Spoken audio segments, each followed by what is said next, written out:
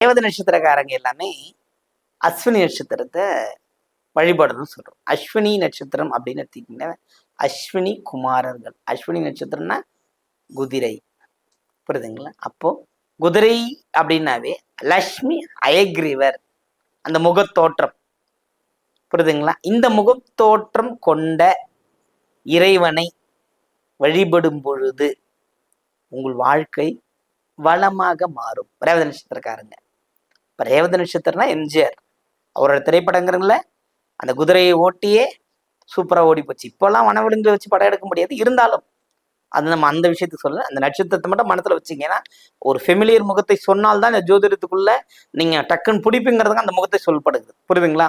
அப்ப அஸ்வினியை ஏக்கி அவர் வெற்றி பெற்றார். அது இப்போ இருக்கிற ரேவதி நட்சத்திரக்காரங்களும் லட்சுமி ஐவர்கள் ஏற்கனவே கல்விக்கான அதிபதி.